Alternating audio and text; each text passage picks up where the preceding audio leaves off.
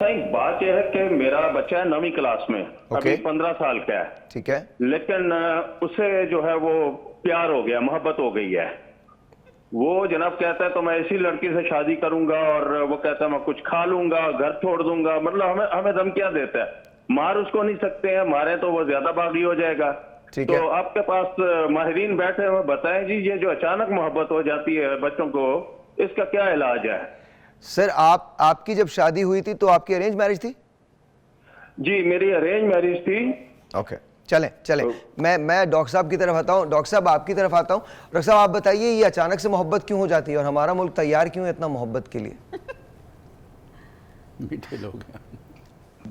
دیکھیے بات یہ ہے کہ جو ہمیں سائیکالوجی کہتی ہے وہ تو یہ کہتی ہے کہ 13 سال کا جو شخص ہے نا وہ بالکل ایک انڈیپینڈنٹ ایڈلٹ ہے. سر میں آپ وہ کو اپنے فیصلے کرنے. ڈاکٹر صاحب میں معذرت چاہتا ہوں, وہ جی آ رہی ہے آواز. میں صرف ایک بات کہنا چاہتا ہوں, اس کے بعد آپ کو دوں گا. 13 سال تک بچہ انتظار کر رہا ہوتا ہے, کب وہ 13 سال کا ہو. سر آپ پلیز بات کیجیے.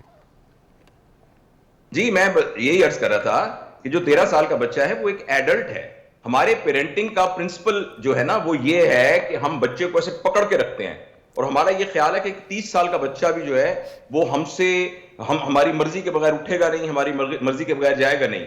یہ 30 سال کا بچہ کر سکتا ہے اگر ہم نے 0 ایئر ٹو 13 سال کا جو ٹائم ہے اس میں ان پرنسپلز کا خیال رکھا ہو جو پیرنٹنگ کے پرنسپل ہے. اگر ہم نے 5 سال کی عمر میں بچے کو کنٹیکسچول ایکسپیرینس کے طور پر زندگی کے تمام جو ہونے والے واقعات ہیں وہ ایک ایکسپیرینس کے طور پر اس سے گزارا ہو, اور اس کو آہستہ آہستہ اٹونومس کیا ہو, تو 30 سال کی عمر میں بھی بچہ آپ کو اپنا مینٹر سمجھے گا. لیکن اگر ہم نے شروع میں بچے کے ساتھ ایک سختی کی ہے, ہمارے تعلقات اس سے سٹرین ہو گئے ہیں, تو 13-14 سال کی عمر میں بچے اور آپ کے درمیان ایک گیپ کریٹ ہو چکا ہے, ویکیوم کریٹ ہو چکا ہے. لیکن یہ جو ہمارے بھائی نے سوال پوچھا ہے, میں تو ان کو مبارکباد دیتا ہوں کہ ان کے بچے کے ساتھ ان کا اتنا تعلق سٹرونگ ہے کہ اس نے اس کو بتا دیا ہے. وہ آپ سے بتائے بغیر بھی بہت کچھ کر سکتا تھا. اب آپ آرام سے بیٹھیے, بچے کے ساتھ کمیونیکیٹ کیجئے جیسے ایک ایڈلٹ کے ساتھ کمیونیکیٹ کرتے ہیں. اس کو بچوں کی طرح حکم مت دیجئے, اور اس کے پرابلم کو سمجھنے کی کوشش کیجئے. اس کو سمجھانے کی بجائے پہلے ٹرائی کیجئے اس کو سمجھنے کی, اور پھر یہ دیکھیے کہ اس کے اندر کتنا وزن ہے, کتنا سبسٹنس ہے.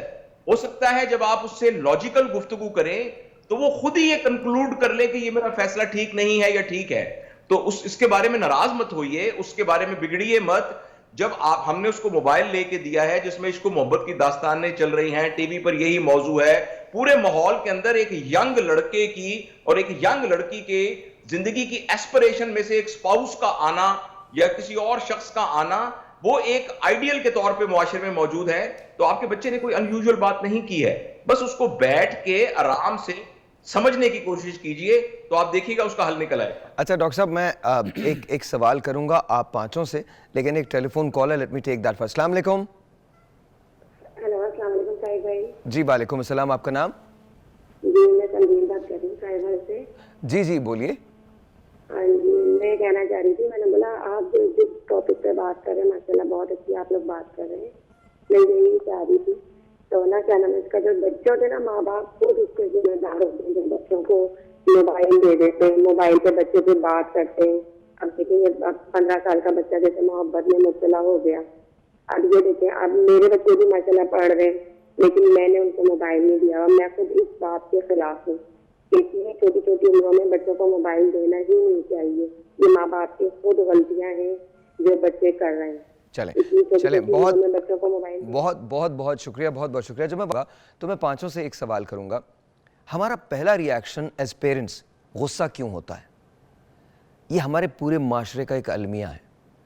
ہم سب سے پہلے بچہ اگر کوئی سوال کرتا ہے تو نو کیوں کہتے ہیں؟ ہم اس کی بات کو سنتے کیوں نہیں ہیں؟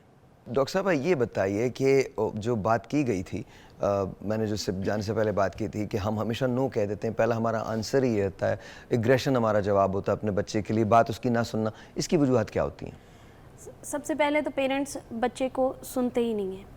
اگر بچے نے ایک ٹینٹرمس تھرو کیے ہیں, اس نے چیزیں فار ایگزامپل اس نے بلاکس پھینکے, وائی یو تھرو اٹ, اٹھاؤ اس کو فوراً کرو. یہ جو ڈانٹنا ہے نا فوراً, یہ ری ایکشن نہیں ہونا چاہیے.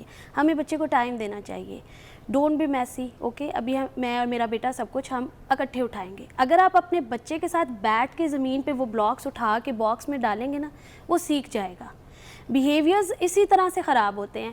ہم ابھی تک نا موبائل پہ ہم سارے ڈسکشن کر رہے ہیں, لیکن جو میں اپنے سراؤنڈنگ میں دیکھ رہی ہوں اور جو میرے ایکسپیرینسز ہیں وہ یہ بھی ہے کہ اگر ایک بچہ کے بیہیویئر خراب ہے, ہم نے کام کرنا اس کے اوپر. اب ماں باپ دادا دادی سب مل کے کریں گے.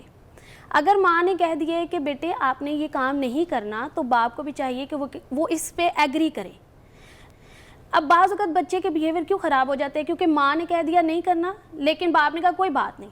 بچہ کہیں پہ گیا ہے, مال میں گیا, اس نے کہا نہیں میں نے یہ ٹیڈی بیئر لینا ہی لینا ہے. تو باپ کہتا ہے, ماں کہہ رہی ہے نہیں لے کے دینا, اور باپ کہہ رہا ہے کماتے تو اسی کے لیے ہے نا, لے دیتے ہیں. بچے کا بیہیویئر, نیگیٹو بیہیویئر وہ ری انفورس ہو گیا. So you think as a team parent کام نہیں کرتے؟ سو اس میں بیسیکلی 3 فیزز ہماری ہیں. ایک ہے پیدائش سے لے کے 7 سال تک, 8 سے 14 سال تک, اور 14 سال سے 21 سال تک. 21 سال کے بعد آپ کی زندگی جو ہے وہ ہوتی ہے جو آپ چاہتے ہیں.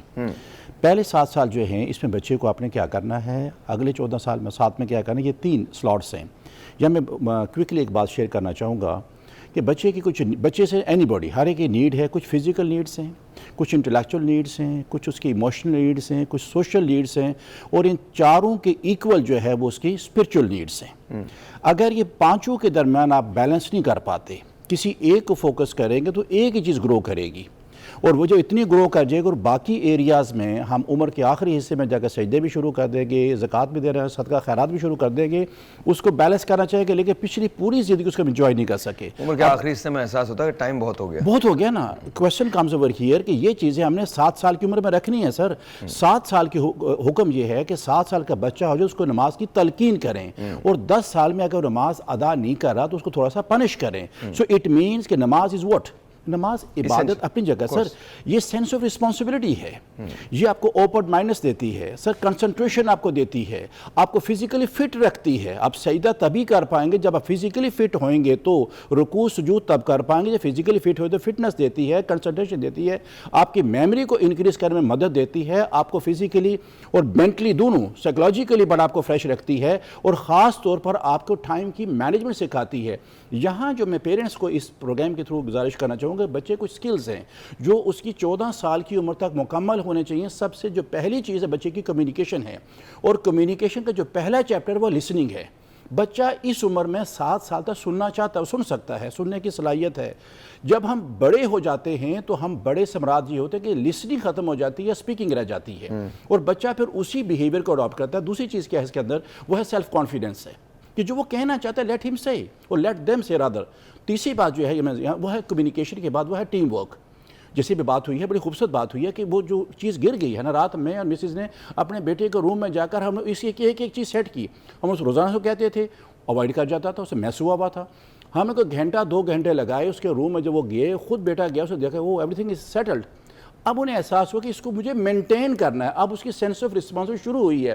پہلے وہ رسپانسبل لینے کے لیے تیار ہی نہیں تھے اس بات کو. تو آپ کو خود کام کرنا ہے اس کے لیے, اس کے ساتھ کام کرنا ہے. سر آپ